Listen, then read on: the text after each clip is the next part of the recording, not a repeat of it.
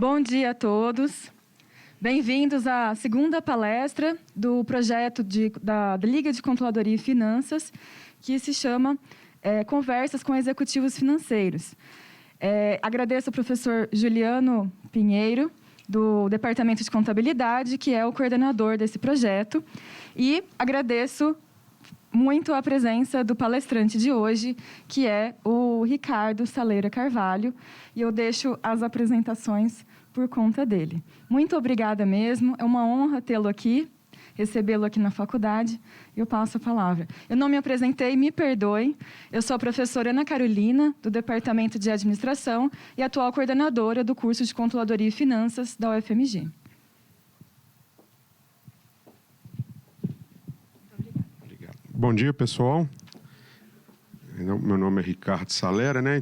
É um prazer, agradeço aí a Ana e Juliana aí pela oportunidade de estar conversando aqui com os alunos de um curso que na minha época não existia, que se tivesse eu acho que eu faria, viu? Que é exatamente essa parte voltada muito para a controladoria, né?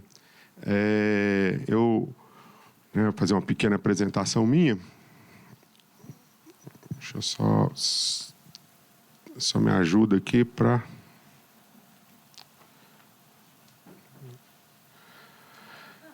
Não, ele já está olhando ali. Então, nós vamos para cá.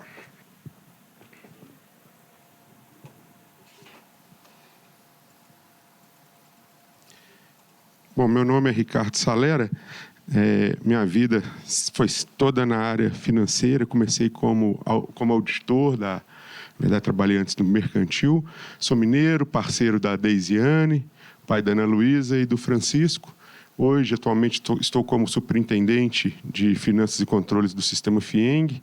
O Sistema FIENG tem FIENG, SESI, SENAI e EL. Temos 7 mil colaboradores e temos alunos para curso básico e também para educação profissional por ano, em torno de 150 mil alunos. Tá? E um faturamento de 1,5 bilhão ano. Eu também participo em algumas funções de conselho, sou conselheiro da Clamper, da Síntese, e membro do Comitê de Auditoria Estatutária da CODEM e de CODEMIG, e também membro do Conselho Fiscal da Ação da Ativas, uma empresa chilena. Primeiro eu fiz administração, depois contabilidade, e eu tive a oportunidade de me tornar diretor financeiro. Com 29 anos, recebi uma proposta e aí eu tive uma pessoa que me ajudou muito, né? Vocês que estão novos, aí tem que pegar algumas pessoas para ser os mentores, os conselheiros de vocês. E eu tive a felicidade de encontrar essa pessoa na minha carreira e falou assim, olha, nunca deixe de estudar, já que você deu um passo profissional na sua vida, nunca deixe a parte acadêmica ficar por trás.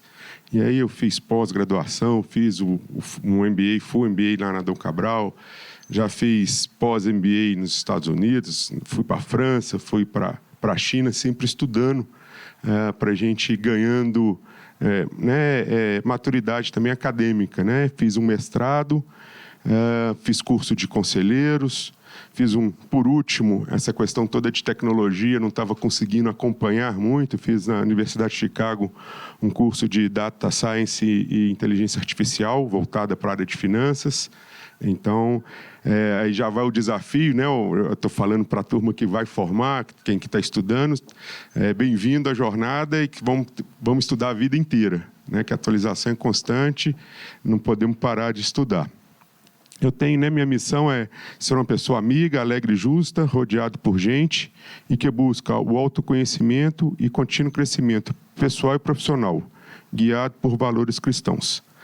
Ajudar empresas a prosperar sustentavelmente. Então, essa que eu me defino como minha missão e aqui já falo para todos vocês aí, né, que já são estudantes, coloque aí qual que é a sua missão. Acho que isso já ajuda também. Não está... É o botão de baixo. Me ajuda aqui. Eu já apertei. A gente testou, mas não testou o passador, mas está bom. Mas tudo bem. mas está tranquilo.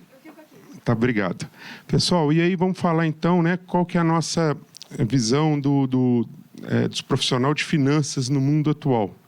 Como é que a gente vê, olha, o que está acontecendo hoje, né? Primeira questão, guerra. Vamos falar. Ninguém imaginava guerra e o que isso influencia, gerando inflação mundial, né? Vamos falar, 2 anos atrás ninguém falava, nem pensava em guerra, 1 ano atrás ninguém pensava em guerra. E o pessoal fala, não, essa guerra vai durar no máximo 30 dias. Eu já escutei gente falando que essa guerra vai durar 1 ano, 1 ano ou mais.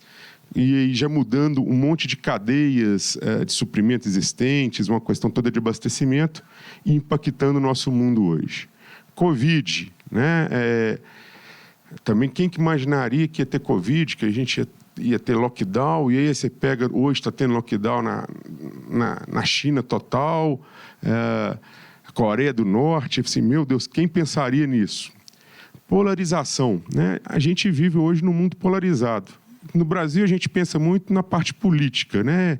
Lula, Bolsonaro, mas o mundo está polarizado. Pensa, Estados Unidos está polarizado, agora com Rússia tem uma polarização, e tem sempre uma questão muito de o certo ou errado, não tem muito meio termo. E aí, essa nova geração, minha sugestão para vocês é evitem os extremismos. Não existe só um que está certo, só um que está errado.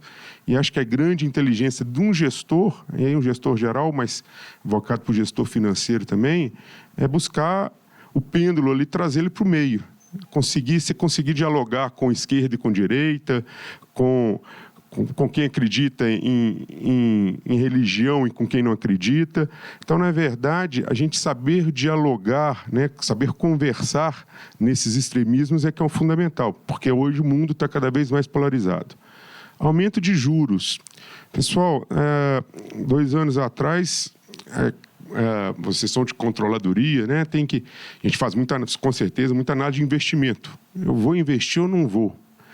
E a gente sabe, olha, a Selic a 2%, é muito mais fácil de um projeto ficar viável do que uma Selic a 12,5%, tendendo a 13,5%. É muito discrepante, então, essa questão dos juros, da taxa básica da economia, da inflação. Então, isso muda. Para o mundo de finanças, conhecer isso é muito importante. E, junto com o aumento de juros, vem esse câmbio estável. Hoje, pode falar, todas as empresas importam, exportam. Aí você fala assim, qual que é o efeito do câmbio? Imagina que a gente está fazendo orçamento, você está trabalhando com um câmbio de 6, agora o câmbio é 5. Qual que é o câmbio do final do ano? Ninguém sabe. Qual que é o efeito político de eleição se candidato A ou B ganhar e o que isso impacta na taxa de câmbio? Então, é um mundo muito, né, volátil, né? Essa questão toda de sustentabilidade do ESG, né, que vocês acredito que vocês estão discutindo, parte ambiental, social, de governança, que é pauta em todas as empresas, das pequenas, médias e grandes, todo mundo discutindo isso. Não dá para trabalhar hoje numa empresa que não tem essa preocupação ambiental, social, de governança. Eu gosto de colocar antes do ESG o E de econômico, né? Então, porque não adianta também falar assim, eu sou uma empresa sustentável, respeito o meio ambiente, mas se não tiver resultado positivo, fluxo de caixa sustentável, o ESG ele fica vazio, né? Questão de fake news, acho que a gente vive isso, aí não falo da parte política, não. A gente recebe alguns dados, e fala assim, gente, será que esse dado está certo? A gente vive, né? A gente tem que questionar, isso faz sentido, é isso mesmo? Às vezes eu mesmo já repassei algumas coisas que eram fakes. Eu assim, puxa vida, como que a gente hoje, nesse mundo atual, olhando para a parte financeira e econômica, a gente consegue evitar isso? Crises empresariais, toda hora a gente vê conglomerados grandes, tendo crises enormes, que a gente não achava que eram quase intactas, né? E, na verdade, muda muito rápido e a crise chega muito rápido. Então, a gente está num ambiente que está tranquilo e aí, de repente, vem uma crise qualquer, um ponto qualquer, e aí você tem como gestor saber trabalhar com isso. A questão de transparência, e muito a ver com controladoria, transparência de números, de ações. Estava vendo uma grande empresa está sendo questionada, uma grande empresa brasileira sendo questionada na Bolsa Americana por causa de divulgação inadequada de risco. Não foi divulgado o risco da empresa. Então, a questão de transparência e uma questão muito de ativismo. Teve um caso, por exemplo, teve um problema em tal produto. Isso foi, e aí, as mães nem teve uma rede social de mães que foram mobilizar contra a empresa, mas nem era cliente direto, mas teve uma mobilização. Então, hoje o mundo está muito ativo, a nova geração é muito ativa, muito mais questionamento. E isso tudo está dentro das organizações, dentro das empresas, e reflete tudo na parte financeira. Aqui, só falando de finanças, olha, em 2021, no começo do ano, pessoal, a expectativa de inflação era 3,17. Eu gosto de acompanhar a Focus, né, que é para a gente balizar o mercado, sempre para fazer orçamento, vamos usar um critério consistente que é a Focus. Então, a Focus projetava a inflação de 3,17. O real foi 10,16. A Focus colocava a Selic de 2,75, está 4,42, hoje 12,5. E Bovespa, projeção de 9,94, fechou em menos 11,93. Olha só, começo do ano com o final do ano. Olha, Selic é o dobro quase. Então, assim, como que a gente, né, qual que é um dos desafios, né? Desafio da área financeira, da organização como todo, mas da área financeira, é trabalhar com isso. Como que a gente lida com isso? Como é que eu faço projeção? Como é que eu faço análise de investimento desse momento, dentro dessa volatilidade que existe? E aí eu sempre falo, né, uma das soluções que a gente tem que trabalhar muito é cenários. Temos que fazer cenário.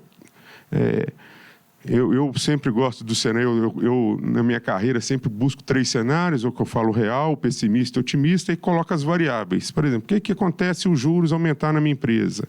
O que acontece se o câmbio aumentar ou diminuir? Né? Se o PIB aumentar ou diminuir. Então, você pega algumas variáveis que afetam o seu negócio, né? e faz algumas projeções, cenários. Então, é importante a gente ter essas visões. Né? Empresas que... veículos, né? Estava faltando veículos. Semana passada, já falei assim, o estoque de veículos já subiu. Por quê? Porque ninguém está financiando veículo a 12,5%. Já é impraticável. A 2%, todo mundo topa. Fecha a conta. Na hora que você coloca lá, agora a minha taxa básica, só a básica de juros foi para 12,5%, aí você vai colocar juros, vamos imaginar que isso vai dar 24%, 25%, ninguém está afim de quase que pagar, no final do financiamento, paga 2 carros para levar um. Então, já o estoque de carros, que até então estava em falta, já aumentou. Então, é importante a gente trabalhar com esses cenários. Tivemos crise hídrica, reformas, aí reforma política, reforma tributária, reforma administrativas que não ocorreram, isso impacta. Inflação de 2 dígitos. Pessoal, eu sou da época, o Juliano é mais velho do que um pouquinho, mas eu sou da época que tinha correção monetária, que vocês não vão imaginar o que é isso, mas o balanço, todo mês a gente mudava o balanço pela inflação, uma coisa de louco. Aí você tinha que fazer em moeda forte, você colocava em dólar. É surreal, mas a gente já viveu inflação com 70% ao mês, né? A gente já teve alguma experiência dessa. Mas inflação nossa alta está muito alta. Né? Nós estamos falando já de inflação de 14%, 15%. E aí, agora, temos uma nova realidade, que é a inflação mundial, que é coisa que nunca acontecia. Estados Unidos nunca teve inflação. Agora já está tendo. Inglaterra, eu vi também um indicador de inflação desse, se não me engano, de 5%. Esses caras nem sabem. Eles nunca... Você imagina que o país, eles nunca tiveram aumento de preço. O preço lá para você comprar, imagina lá, televisão. Praticamente tem a concorrência, mas ela é muito estável. Agora começa a ter inflação. A gente já tem essa experiência, né? Mas isso torna os cenários muito mais difíceis de ser previstos. E aí, nosso desafio de controladoria, né, aumenta muito. Essa questão de risco fiscal do Brasil, não conseguir pagar a taxa e ter que emitir mais, gerar inflação, né, emitir mais papel moeda. Então, nossos cenários são muito difíceis. Quem que consegue falar quando vai se fechar o 2022 para fazer projeção. Então, esse é um grande desafio. Gosto muito dessa capa da Forbes de 2007. Pessoal, em 2007, a Nokia tinha... Nós estamos falando de 13 anos atrás, tinha lá 1 bilhão de clientes, 1 bi de clientes. Alguém pode alcançar o gigante? Então, era a pergunta da Forbes, fazia em relação à Nokia. A certeza de grandeza e o predomínio de mercado não resiste aos ciclos cada vez mais curtos de inovação. O que aconteceu com a Nokia? Alguém sabe me falar? A Nokia foi comprada porque eles têm um data center top na Finlândia e virou um data center. Uma empresa que tinha 1 bilhão de clientes. Por que? E aí fala assim, eles não tinham, com certeza eles tinham conselheiros, eles tinham gente de finanças boas. O que aconteceu? Inovação, né? Então, gosto muito dessa provocação, quando pega a Nokia. Então, como é que um gigante virou pó? E tem diversos casos. Né? E aí, o que irá acontecer? Aí, esse é o grande case, a grande pergunta. Para vocês que são estudantes, têm um futuro brilhante para frente, né? O que irá acontecer? Quem conseguir fazer cenários que consigam trazer as perguntas, né? Eu falo muito assim, a gente precisa de fazer as perguntas corretas. E a área financeira pode ajudar muito a fazer perguntas. A gente tendo os números e né, sabendo fazer as perguntas, o que irá acontecer? Então, eu quero ser um profissional valorizado na frente, saiba fazer as perguntas corretas. O que vai acontecer se tal variável subir, descer, né? É importante. Até aproveitando, né, o gancho, vocês depois entram lá, por exemplo, pega um site de um headhunter, hoje pega Michael Page, que tem em todo o Brasil, coloca Michael Page e vê vaga para controller, esse curso de vocês. Pessoal, tem muita oportunidade, vaga de 15 mil, 20 mil, tem a rodo. Aí fala assim, é só entrar lá, estou falando, entra lá, Michael Page, e coloca lá, controller. Vocês vão ver a quantidade de opções que tem. Mas o que é? Na verdade, estamos cada vez mais necessário, o mercado necessita de gente que vai conseguir fazer um orçamento, nós vamos falar agora de planejamento, mas que consiga fazer visões, construir cenários. Há uma necessidade desse tipo de profissional. Gerente financeiro, que consegue fazer fluxo de caixa futuro, impacto. O dólar subiu, o que isso impacta no fluxo da empresa, no fluxo financeiro, que consegue fazer isso? Há uma carência. Então, vocês que são estudantes aí, sim, investem em visão de futuro. Às vezes, eu gosto dessa foto, porque às vezes a gente financeiro gosta muito de olhar o retrovisor. Quanto que foi o lucro, quanto que foi a margem, quanto que aumentou de vendas, e a gente sempre faz muitas análises históricas. E eu fui ensinado, né? Eu aprendi desse jeito, aí vocês perguntem, sempre questionem os professores de vocês, porque o mais valorizado hoje e o mais interessante é a visão de futuro. Como é que a área de finanças consegue fazer algumas previsões, em vez de ficar só olhando com o retrovisor? É muito preocupante porque diretor financeiro, por exemplo, adora falar do passado. E está com os números todos, né? Mas o desafio para a área de finanças, para o gestor financeiro, é olhar o futuro. O que vai acontecer para frente? O que uma mudança de câmbio, de taxa de juros, uma perda de um cliente ou um ganho de um cliente vai impactar no futuro? Responder isso no presente que é o pulo do gato. Acho que o grande desafio. O grande desafio do gestor é parar de olhar o histórico e ter essa visão de futuro. Aqui, se eu quiser ser um bom gestor financeiro, né, um controller, um diretor financeiro, eu tenho que conhecer o planejamento estratégico da minha empresa. Eu tenho que conhecer lá, olha, qual que é o negócio dessa empresa, qual que é a missão, princípios, valores.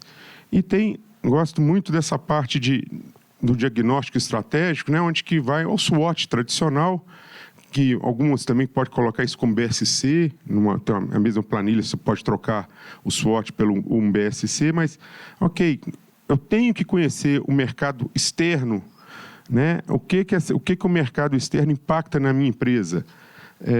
O ambiente externo e o ambiente interno, né? O ambiente externo eu não consigo controlar, taxa de juros, câmbio, e ambiente interno eu consigo controlar, fluxo de caixa, estrutura de capital, né? E dentro disso fazer o SWOT tradicional, oportunidades, ameaças, forças e fraquezas. A partir disso eu faço meus objetivos estratégicos, ações estratégicas. Aí eu falo, né, eu gosto de usar essa expressão, eu pego o meu planejamento estratégico, o boi, corto em bife, que não dá para comer o boi inteiro, a gente tem que comer o boi em bife e faço então o meu orçamento.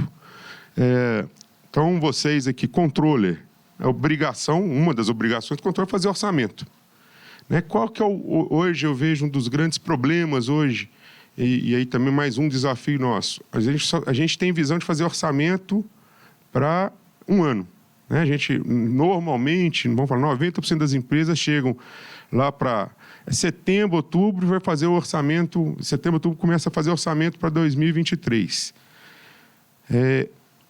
Mas o ideal, né, um desafio também, por que não já fazer um orçamento de 2 anos? Que aí você já tem uma visão de investimentos, de fluxo de 2 anos. Então, mas é fundamental uma pessoa da área financeira ter essa visão de planejamento estratégico do boi como todo e saber os bifes que está, né, caminhando. Ou aonde que eu quero chegar, o caminho e os passos a passo através do orçamento.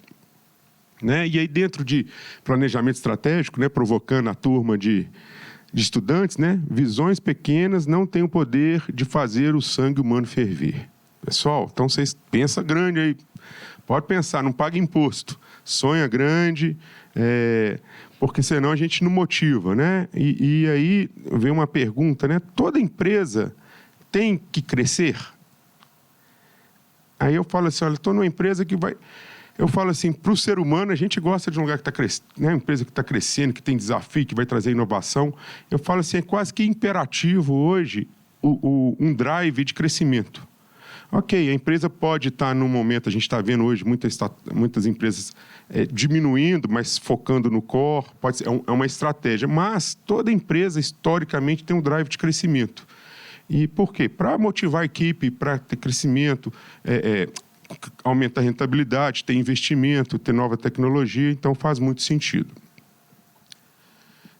Dentro também da área financeira, o que eu acredito que um gestor tem que fazer é conhecer os riscos da empresa.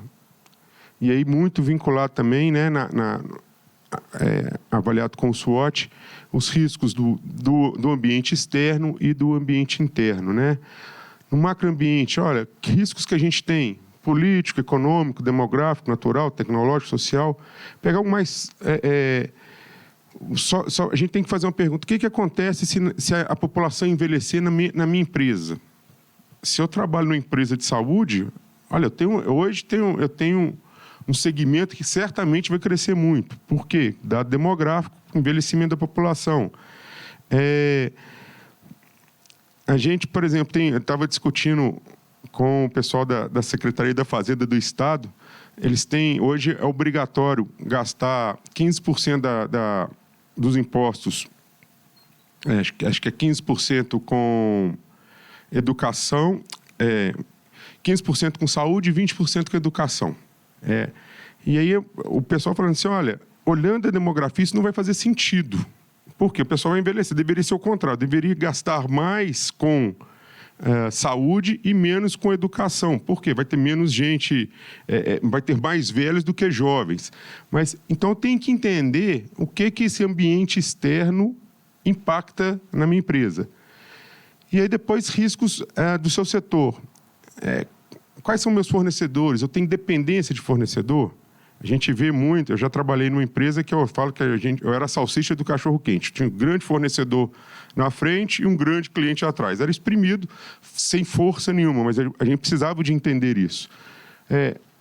Qual que é a força do meu cliente? O cliente depende de mim ou eu que dependo do cliente? Qual que é o problema de eu ter um único cliente? Eu tenho que, para eu gerir uma empresa financeiramente, eu tenho que entender isso. Por quê?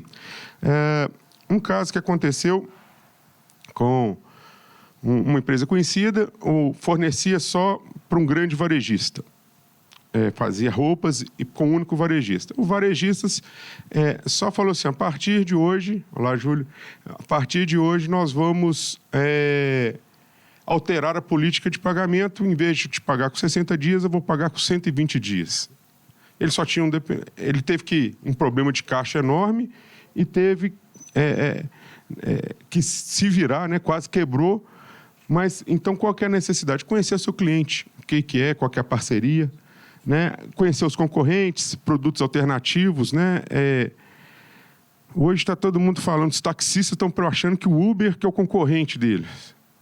Está todo mundo, essa é a briga. Não, olha, o concorrente do taxista é Tesla, carro sem motorista, não é o Uber. Então, essa visão, quais são os produtos alternativos? A mesma coisa de se pegar assim, rede de hotel. Vocês já certamente discutiram isso. Qual que é o concorrente da rede de hotel? É o Airbnb, não é mais uma outra rede de hotel. E isso vai acontecendo com tudo. O celular, né? Banco. Quem que é o concorrente de Itaú? É o Bradesco? Não, são as fintechs que estão aí. Então, quais são os concorrentes? Eu preciso de ter essa visão do ambiente externo para eu ser um bom gestor financeiro. E depois eu venho para o ambiente interno da empresa. Olha, risco de liquidez, de crédito, de mercado. Esse é 100% financeiro, né, os riscos financeiros. Eu tenho problema de liquidez, eu consigo crédito num banco, numa instituição, posso ter algum problema legal, e tem os riscos operacionais vinculados à atividade de cada empresa. As funções, né? A gente vê muito risco de estrutura de custo.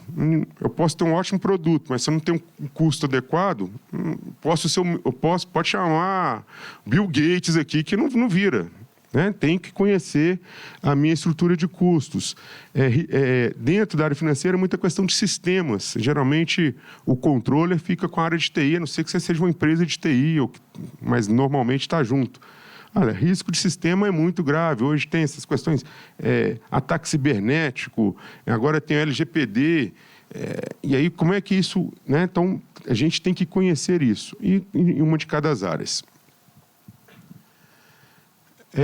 E aí, pessoal, pode passar mais um, por favor. Né? A área financeira, né? Eu falo, todas as empresas, a gente tem lá, olha, contabilidade financeira, é o gerente financeiro, contas a pagar, contas a receber, fluxo de caixa.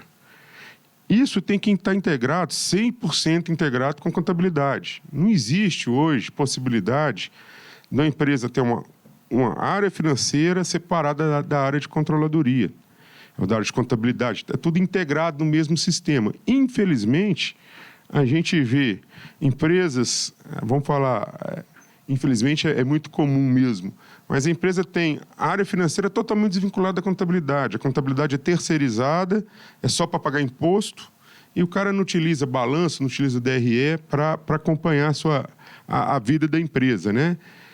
Tem que ter orçamento. Pessoal, eu ajudo uma empresa que fatura 100 milhões de ano e não tem orçamento. Eu fico assim, meu Deus, estamos numa luta para fazer um orçamento. Mas nós 100 milhões é uma estrutura, fatura 10, vamos falar, arredondar 10 milhões mês, sem orçamento. Né? O sem orçamento é o Alice no País das Maravilhas. Para onde você quer ir, qual que é o caminho? Aí pergunta, para onde você quer ir? Se você não sabe onde você quer ir, qualquer caminho serve. Então, é uma empresa que não tem orçamento, você vai crescer quanto esse ano? Não sei. Então, se você crescer 5% tá bom, se você crescer 10% tá bom, se você cair 5% tá bom, você não sabe, você não tem parâmetro. Então, muito importante o sistema orçamentário e sistema de custo no detalhe. Vocês aí, jovens, estudantes formando, têm que dominar as 4 caixinhas no detalhe. Eu falo assim, tem que eu com a minha equipe lá, eu falo assim, tem que sangrar o número. Sangrar o número é chegar até na vírgula, conhecer a vírgula. Vocês têm que entender. Não há como desassociar. Quero ser controller, é visão do todo. Orçamento, custos, contabilidade e financeiro. Infelizmente, tem muita empresa que perde essa riqueza. Tem as caixinhas separadas. Hoje, um RP, a gente tem os comuns, TOTOS e SAP, que vão falar, dominam o mercado, um sistema integrado faz isso tudo. Então, aí a gente tem que dominar. Dá uma tristeza quando a gente conversa com algum controle que não domina o ERP da empresa. Então, aí também para vocês, tem que dominar o sistema, tem que conhecer, né, os impactos no sistema. Mas vocês têm que dominar isso, tem que ter disso, tirar. Com isso, você tem todo o histórico da empresa na mão, fechou lá, virou mês, fechou a contabilidade, o histórico já está pronto, hoje já é automatizado. E daí você consegue fazer as suas projeções, seus cenários futuros, que é o pulo do gato que a gente já falou. A gente tem que falar de ponto de equilíbrio. Deixa eu só pegar uma... Eu gosto de falar, você vai me monitorando aqui, senão eu falo até... Deixa eu só...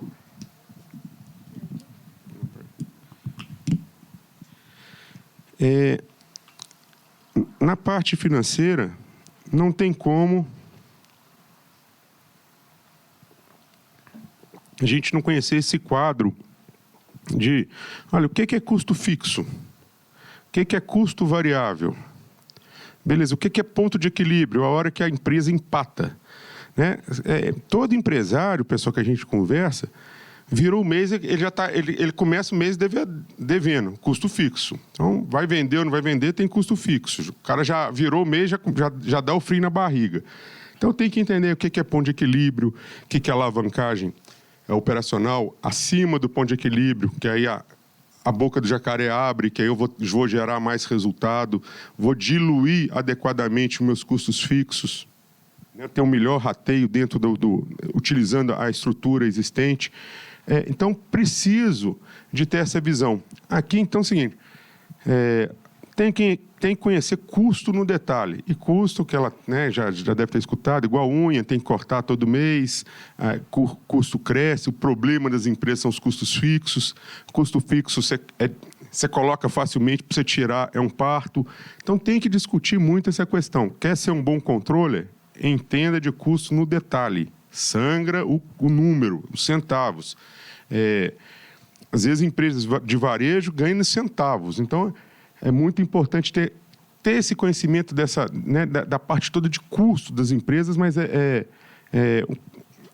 que acontece se minha venda aumentar 10%? E se diminuir 10%? Qual que é a alavancagem da empresa? Então, é muito relevante.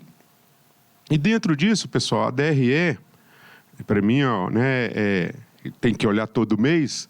A gente, na verdade, até a questão do EBITDA, né, que é a geração de caixa da operação, a gente tem a gestão da operação. Se a minha operação é boa, se ela está gerando resultado adequado, se a área de vendas está vendendo adequadamente, a área industrial está produzindo adequadamente. Então, eu falo, até o EBITDA, a gente tem a gestão operacional. A hora que a gente vai para o EBIT, entre o EBITDA e o EBIT, a gente vai discutir depreciação e amortização, é o momento que a gente vai verificar a minha estrutura toda de investimento. Olha, essa empresa está investindo, imagina se uma empresa está totalmente... já fez todos os investimentos, já está a empresa sucateada, ela tem 0 de depreciação. Pô, tem que como gestor, tem que arrepiar. Falei assim, gente, não tem investimento. Então, essa depreciação, ela, né, tem que estudar bastante a depreciação. Um outro ponto, né, que já aconteceu uma vez, uma montadora fez um plano de investimento para produzir 1 milhão de carros ano. E aí investiu, e aí na hora que foi fazer lá o rateio do custo fixo, ela rateou por 1 milhão. Aí ela estava vendendo 100 mil carros. O que aconteceu? Na hora que eu vou ratear a mesma depreciação para 100 mil carros, ficou 10 vezes mais caro essa depreciação. E aí o pessoal estava brigando com o diretor industrial, por causa do que, olha, está gerando prejuízo. Não, o problema ali não é da operação. O problema ali foi investimento feito dentro de uma outra premissa. Então, muito importante entender essa gestão de investimento que a gente vê através da depreciação. E, na hora que a gente vê receitas e despesas financeiras, a gente vê a estratégia financeira da empresa e muita estrutura de capital. Vamos imaginar que essa mesma empresa de veículos, que ela tenha um EBITDA adequado, um EBITDA adequado, mas ela é totalmente alavancada e os juros dela, no nosso cenário, passou de 2%, que era Selic, para 12,5%. Pessoal, o problema dela é a estrutura de capital, é a alavancagem financeira. Então, nós precisamos de pegar a nossa DRE e, através dela, avaliar a operação, a questão de investimento e a questão financeira. E isso a gente consegue fazer facilmente. Está lá, é só a gente sugar, né, essas informações e fazer as perguntas corretas. Pois não, jovem?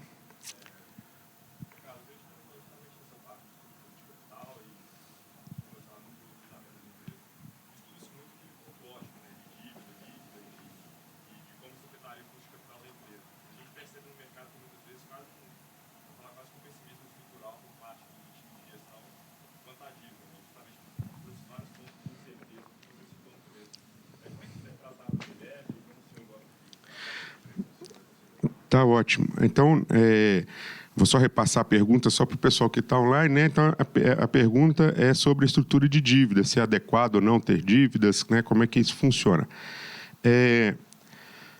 Na verdade, toda empresa deveria...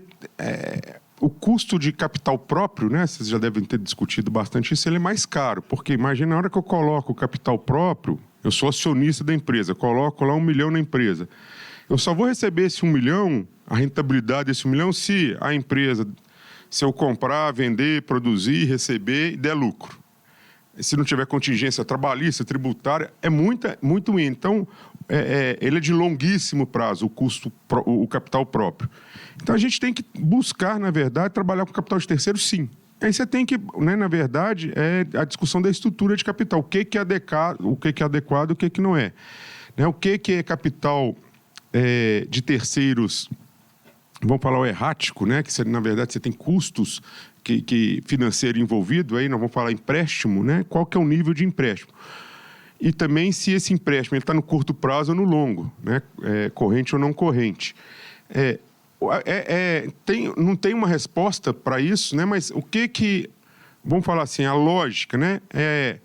Eu estou comprando ativo, eu tenho que ter financiamento de longo prazo, porque se eu não devo comprometer, vamos falar assim, o capital de giro da empresa para investimento de longo prazo. Então, tem que ter muito essa relação.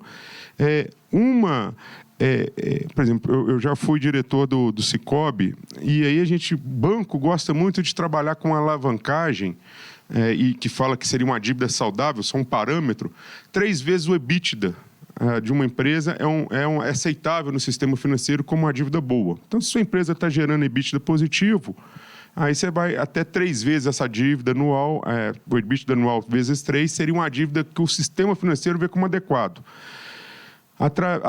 Acima disso, vamos falar, até 5,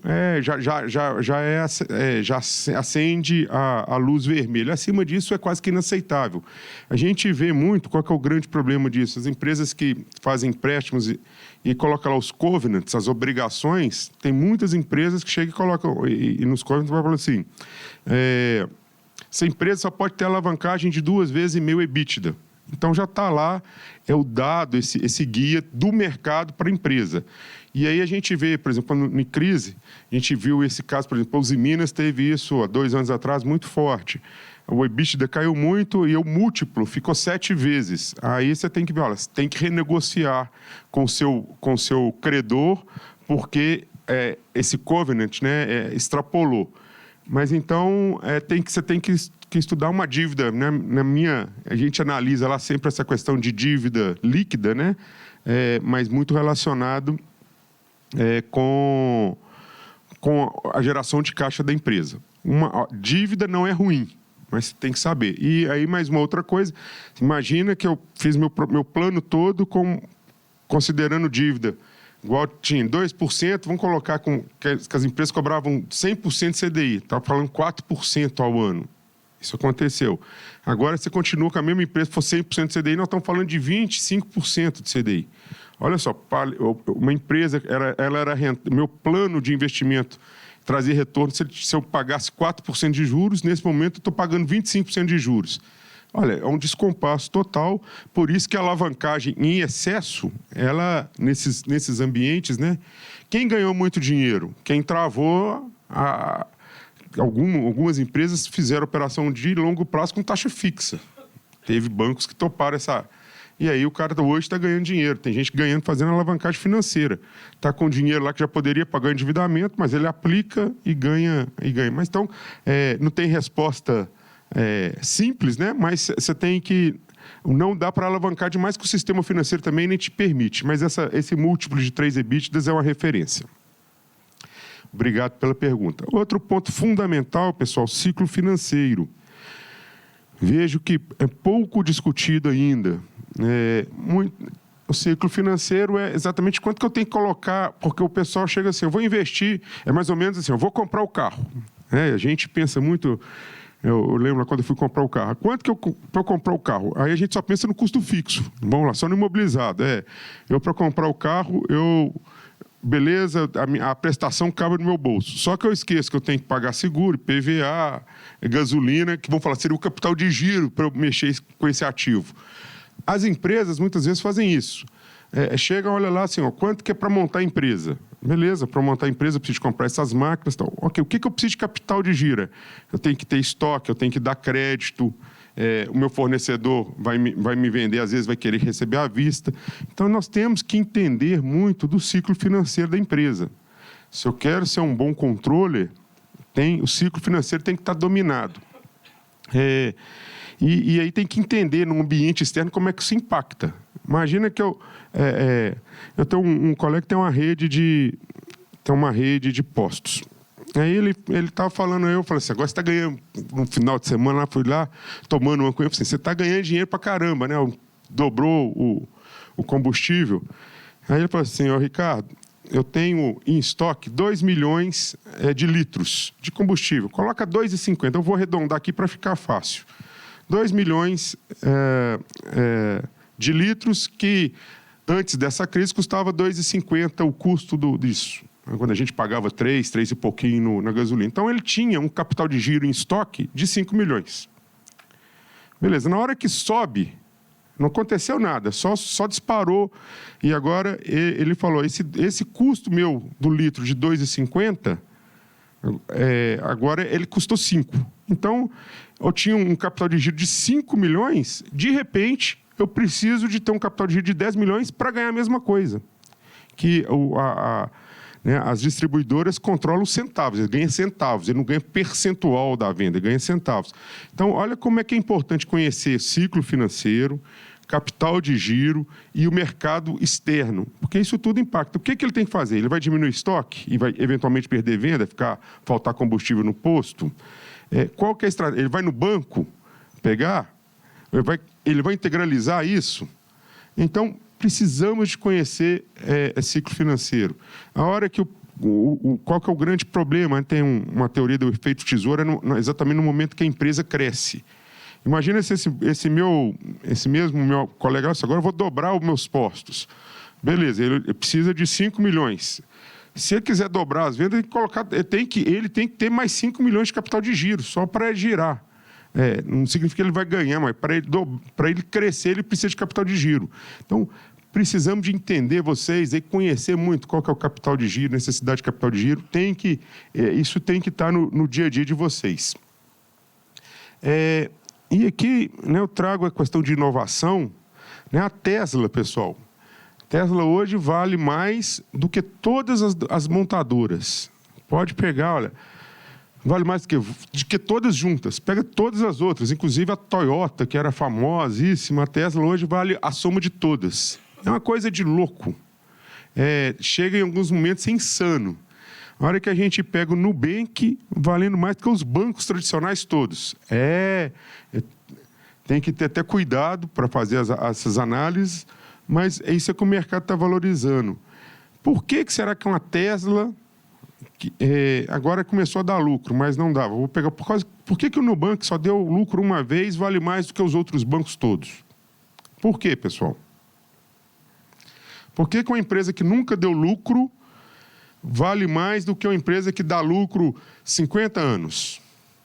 Por que será? Visão de... Exatamente, é só futuro. É só planilha de Excel futura. Né? É pessoa que está acreditando que o ganho vai ser muito superior. O caso da Tesla, passa mais um para mim, por favor. Depois eu vou deixar essa apresentação. Entra na Tesla, vocês têm que entrar. Vocês têm que entrar lá no site da Tesla, vocês têm que entender o que é o negócio da Tesla. É muito legal. Você tem que ver o negócio dele. Ele já está eliminando motorista. Ele tem uma questão de energia. Você pode, se você estiver nos Estados Unidos ou na Europa, se você quiser vai construir uma casa, você pode já comprar o telhado Tesla, que vai gerar energia e que já vai estar conectado com o seu carro. Você pode, ou senão você pode colocar os painéis, já tem bateria, você já recarrega.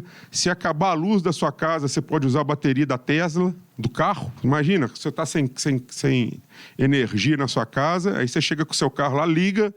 Então, assim, tem muita revolução, tem muita inovação na Tesla que a gente não consegue. Tem 2 videozinhos lá que eu depois vou passar para vocês. Pessoal, um cara dormindo em São Paulo, na Dutra, dormindo num Tesla. O outro falando a experiência dele, que falou assim, olha, meu carro eu comprei com tantas potências, eu não sou bom nisso, mas sei lá, 500 cavalos, não vou falar um número. Aí, cheguei em casa, deu o download e na manhã seguinte ele teve 600 cavalos, só com autorização do sistema, de noite, não teve... Então, assim, é um outro negócio, um outro conceito, mas tem que estudar, a gente tem que falar. Mas por que a Tesla vale mais do que todo o histórico? Aí eu volto lá naquele slide. O pulo do gato, eu tenho que entender tudo para trás, tudo que aconteceu, olhar minha DRE, onde que eu estou ganhando, meu EBITDA, meu lucro, mas o ponto é o futuro. Senhores, querem ser relevantes na empresa de vocês, consigam fazer previsões futuras. Consigam convencer que o seu negócio, Tesla, vai valer mais do que todas as outras montadoras. Esse cara tem valor. Pegar um caso do Nubank, né, que os bancos digitais, eu particularmente já trabalhei com eu tenho uma certa reticência, porque eu falo assim, os caras estão vendendo almoço de grátis. Pô, o banco paga R$1 por TED. É o custo do banco. De R$1 por TED. Aí eu chego lá, esses bancos digitais, te dou 40 TEDs. Cara, custa R$40. Quem que está pagando? Alguém está pagando R$40. Não tem almoço de graça. Né? Então eu tenho uma interrogação, mas o que é? Tem alguém lá, financeiro, bom pra caramba, um negócio bom, modelou o negócio, projetou e falou que vai valer mais, e tem gente que está comprando, acreditando nisso. Vai dar certo ou não vai? Tem os riscos, tem os casos dos Ike Batistas da vida, mas o caso da Tesla, na hora que a gente entende um pouquinho mais, eu estudei, ele tem uma consistência muito legal. Ele tem tecnologia que a gente não conhece ainda, que a gente não vivencia, e aí realmente é um problema, tudo elétrico, é muito diferente do que a gente vê hoje da indústria automotiva. Então, pode ser um caso legal.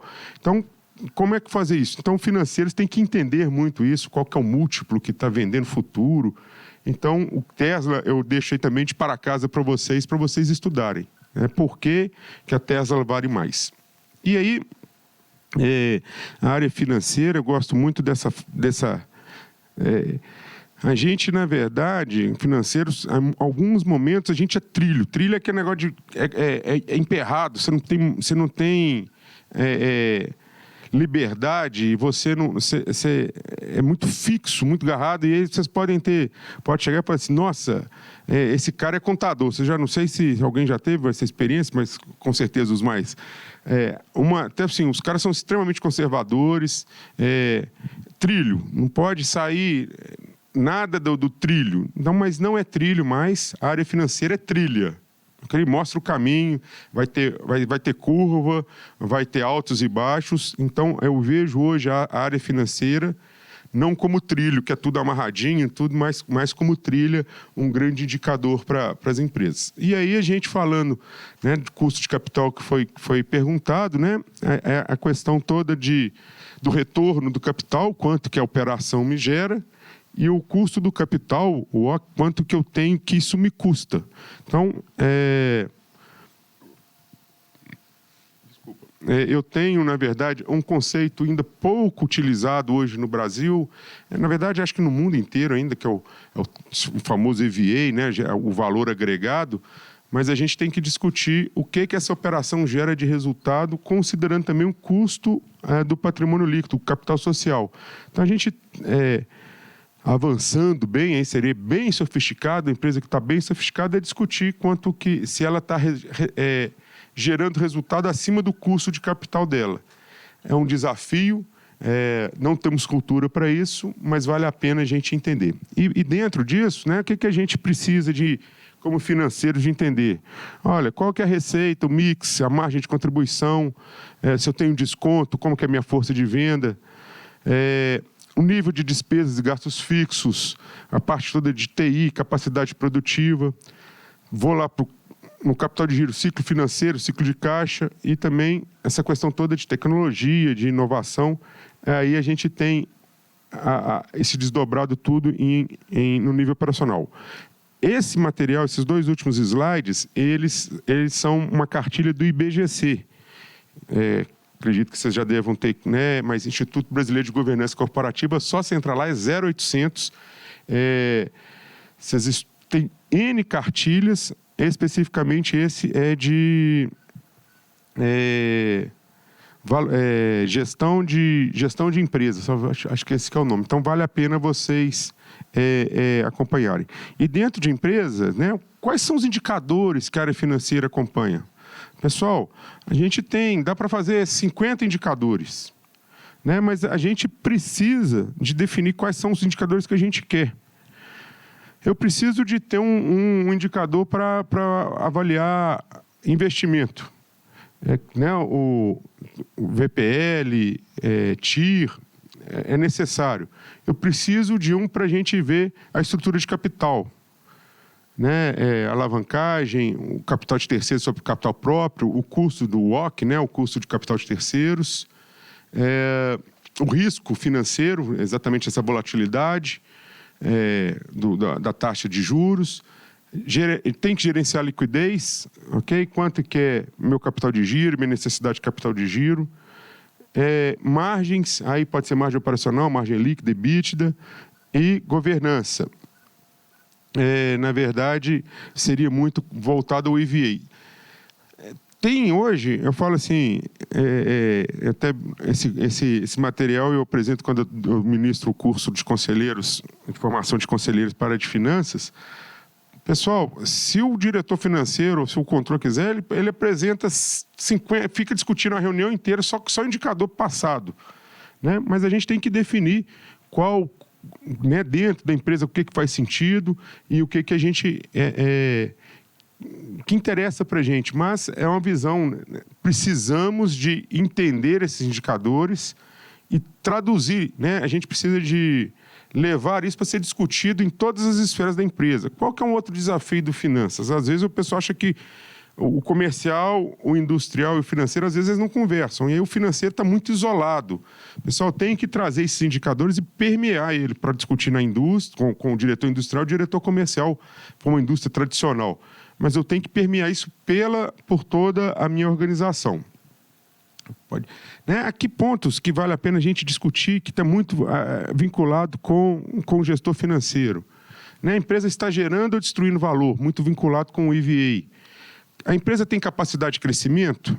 Aí ela tem capacidade de compra, de financiamento, ela tem acesso à tecnologia, ela está atualizada. Né? Ela vem investindo em inovação e novas tecnologias? Quanto? Quantos por cento? As perguntas que vai cair lá na área de controladoria, toda vez. Quanto custa terceirizar e quanto custa comprar? Ou contratar?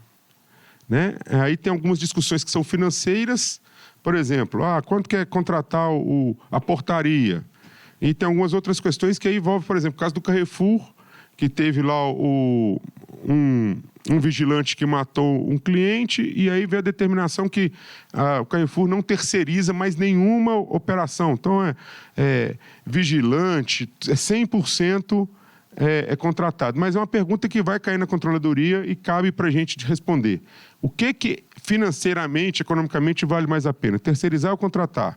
Alugar ou comprar? Vale a pena comprar a frota ou vou alugar da Localiza? Chega lá, vocês têm que...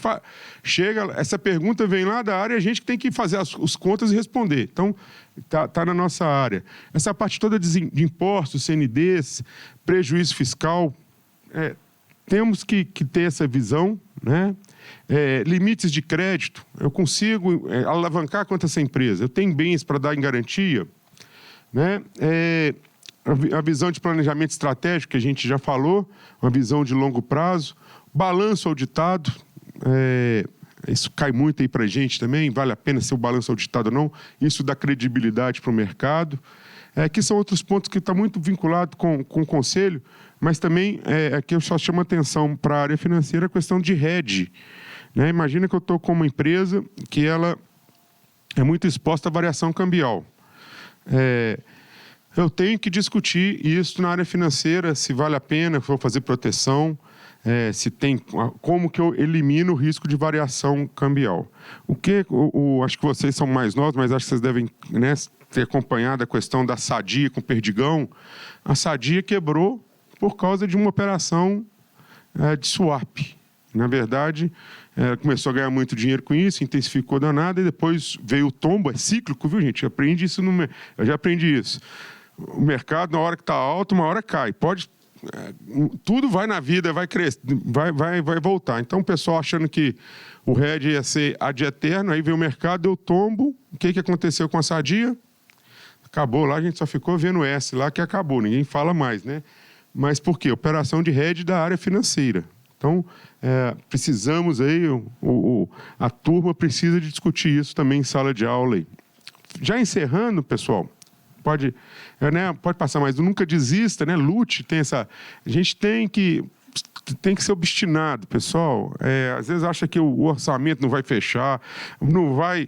Eu trabalhei numa empresa que eu falei assim, já esticou a corda, igual aquelas gominhas, já esticou, vai arrebentar. Aí dava mais uma esticada.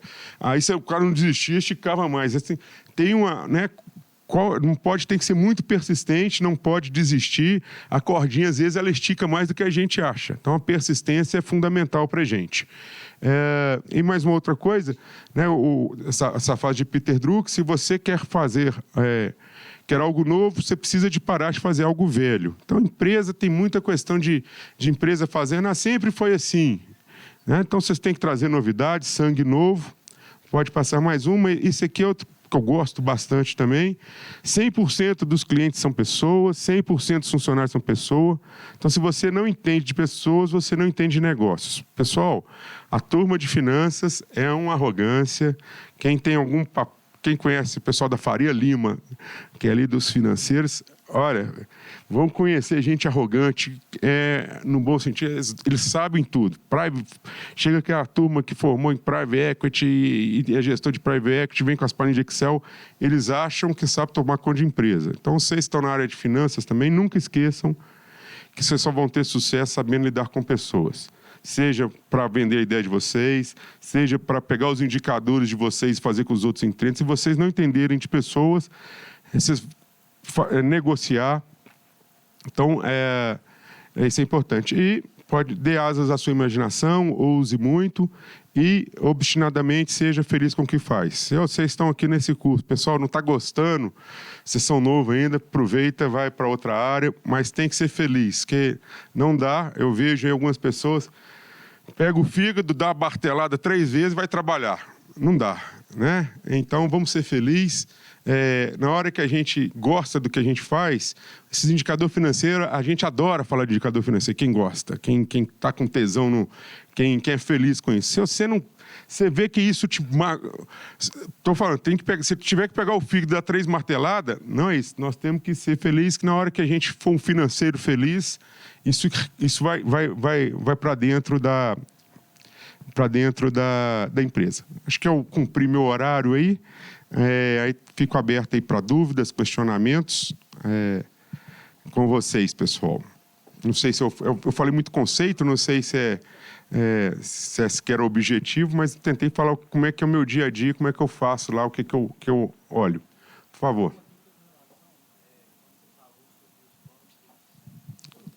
Os bancos digitais.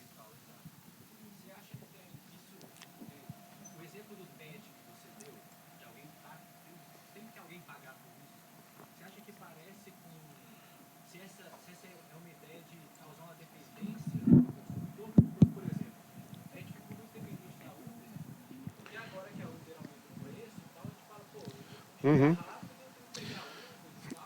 O caso dos bancos, né, hoje não tem independência porque você entra e sai, você não tem barreira de saída, né? A gente ficaria dependente, imagina se não tivesse táxi, só tivesse Uber, aí a gente ficaria...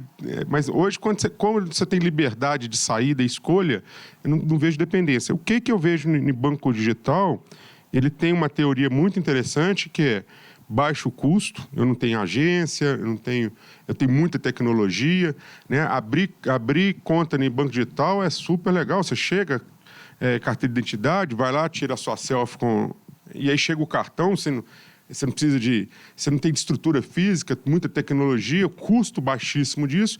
Então, a tese é, eu vou ganhar dos bancos grandes pela eficiência de tecnologia, pela essa agilidade.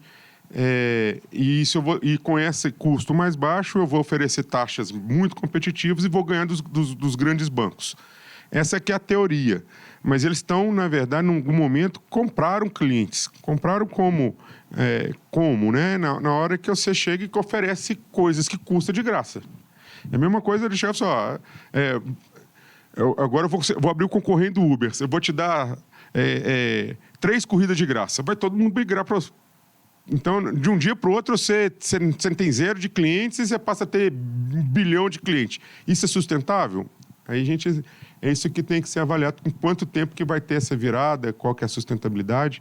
No bem que caiu para caramba, acho que essa semana, as bolsas todas caíram, mas tem que acompanhar. Ricardo, eu vou tirar a máscara, gente, porque senão não vou conseguir falar.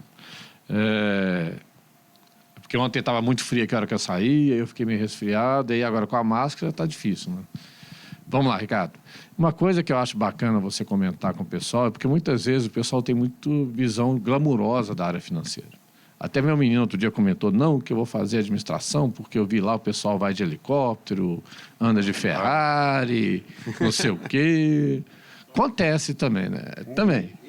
O Ricardo é um caso à parte, né? Tô querendo ir, né? Me arruma aí, onde que é? Acho que vale a pena você contar um pouquinho que essa rotina que a gente tem no dia a dia da área financeira e um pouco também do time que a gente leva. Quer dizer, a gente não consegue sair da faculdade e virar um Ricardo do dia para o outro. A gente tem que ter um tempo de maturação. Você bate um papo sobre isso? Beleza. Tem que começar, né? Eu já virei muita noite trabalhando, mas, nossa, eu trabalhei em auditoria externa. Mas já virei noite, mas assim, não foram poucas, não. Trabalhar, até hoje eu trabalho 12, 14 horas por dia. Então, assim, tem que dedicar, não tem nada, não tem almoço grátis, não tem, a não ser que seu pai seja alguma pessoa, você conheça, mas não tem, nos modos operantes, tem muito suor.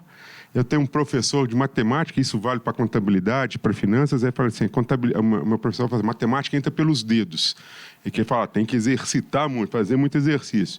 Contabilidade, finanças, entra pelos dedos. Hoje pode ser pela planilha de Excel, mas só estou falando assim, não precisa de sentar lá e achar que vai descer o Espírito Santo e você vai ser Não, tem que ralar muito, começar pequeno. Eu, na minha carreira, acho que eu já estou na 7ª, 8ª empresa, eu fui dando alguns saltos e acho que isso foi interessante. Antigamente, tinha que a pessoa entrava e ficava anos na mesma empresa, hoje não existe isso, mas eu vejo com essa turma agora muito pouco, que até o contrário, a pessoa chega, fica 1 ano e sai. 1 ano você não consegue absorver e você não consegue completar nenhum projeto. Então, também balizar essa ansiedade de sair pulando de empresas. Então, mas acho que migrar de empresa é interessante, mas esse time... E tem que trabalhar muito, gente. Não tem... a não ser que você já vai herdar uma empresa que você já está lá preparado para a diretoria, a cadeirinha já está carimbada para você, né? Mas se não for pelas vezes, mas é muito suor, muita transpiração, é muito... entrar, fazer exercício nos dedos, seja por um Excel, um computador, tem que ter muito suor. Né? E não vai parar, não. É estudar, aquilo que eu já no comecinho falando, tem que estudar cada vez mais. Eu gosto muito da coerência, desenvolvimento teórico, acadêmico, com prático, então vale muito essa... Né? Cada vez você dá um passo, entrando na parte de custos da minha empresa, beleza, virei lá na lista de custos, faz um curso especializado para te galgar para o próximo passo. Tem que estudar bastante. Agora é só o começo. É uma área que eu estou falando. Tem carência, gente. A área financeira de controle tem carência. Entra lá no Michael Page, depois vocês entram no site de Red Hunter, vocês vão ver. Quiser salário de 20 mil, tem muitos. Mas o que falta, gente? E aí tem, às vezes, a pessoa prepotente, né, que chega lá e fala, não, calma, mas é um salário. Tem salários muito interessantes para quem tem bagagem. E a bagagem fazendo exercício, né? Ao longo do tempo. Isso. Bom. Gostaria de fazer uma pergunta sobre a questão da tecnologia. Você tinha comentado, era um MBA, um pós em análise, inteligência artificial e análise de dados. Uhum. Quais tecnologias são importantes para a gente dominar para ter uma vantagem na área financeira? Hoje, eu na minha época de Excel, quem dominava PROC-C e PROC-V era assim... Nossa, gente, o dia que eu aprendi PROC-C e PROC-V, eu achava que era assim, agora, né? Hoje, lá na experiência lá que eu tenho lá na FIENG, hoje o BI arroz assim, BI é o meu PROC-C, PROC-V da época. Toda área tem BI, você consegue ver todos os números históricos de todos os jeitos. E o que na verdade, na hora que chega, assim, o que é data science? A gente comprou um robô lá agora para fazer... Bom, o que a nossa... Lá, por exemplo, lá a gente tem 150 mil alunos. E aí, por exemplo, lá um dos pontos lá